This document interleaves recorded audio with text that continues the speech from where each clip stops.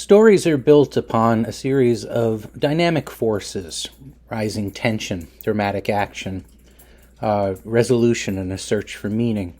But in order to understand where that dynamism comes from, we have to first identify what is at stake in a story.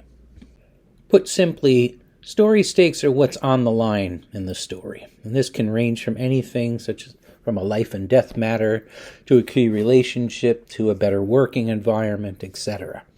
Stakes are also identified by what can be won or lost in that story. One could potentially lose a dream job, and that's what's at stake, or one could be concerned about how others see them. Story stakes are also what is forcing characters to act in the story. Very often there's some sort of an imminent threat, that there's something that is ahead in the future that they're trying to avoid or they're trying to confront head on. This is what's at stake. It could be a sudden opportunity, a new job, or a new relationship, or something like that. Each of these things helps to define what the stakes of the story are. It's also important to recognize what stakes are not. They are not goals, which is to say what a character hopes to achieve, such as the restoration of order or true love. They are not actions, which is to say how one attempts to achieve those goals, through a journey, through an act of self-sacrifice, etc. They are also not obstacles, that is to say things that prevent the character from achieving their goals, such as a competitor or an antagonist, or an internal crippling self-doubt. None of these things are stakes, even though each of them to a certain extent arises from and responds to what is at stake in a story. Story stakes can be both internal and external. Internal might have to do with fears and desires. It might have to do with the character's sense of identity or self. It might have to do with their mental health. The external story stakes might have to do with a sense of personal liberty or autonomy in the world, that someone is restricting that or some institution is restricting that. It may have to do with social status or power or something of that sort. And story stakes should be revealed as soon as possible, so we believe that the story that we're reading is consequential.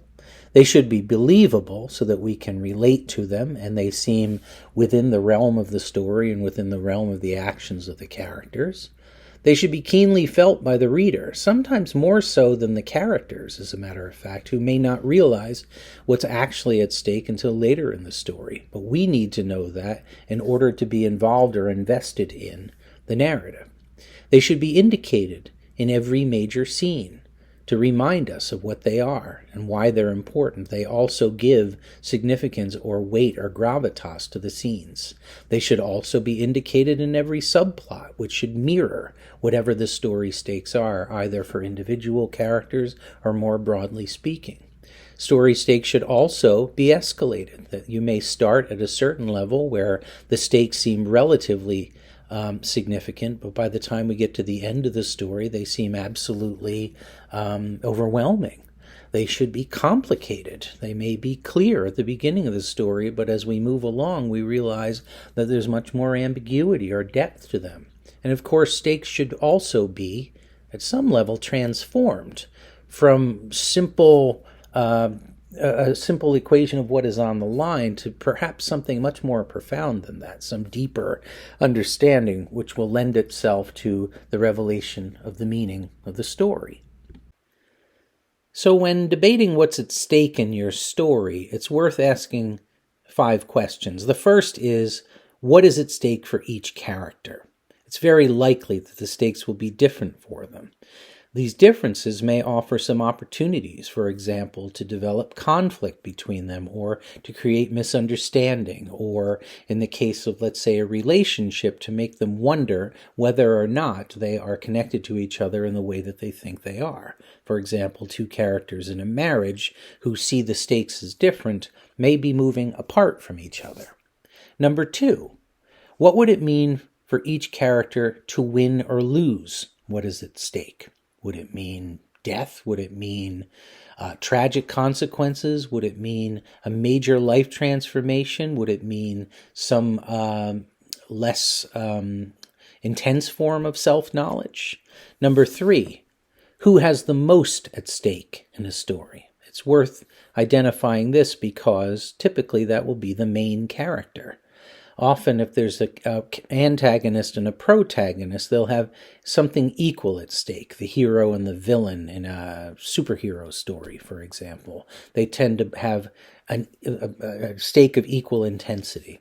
Number 4, how do stakes correlate with character goals? In other words, is one directly or indirectly connected to the other?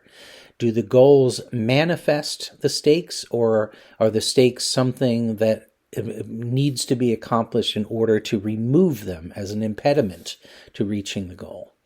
And finally, are the stakes high enough? In other words, are they high enough to keep the interest of the reader? Are they high enough to compel the characters forward? Are they high enough to give the story final meaning? And that is what we're after in telling any story.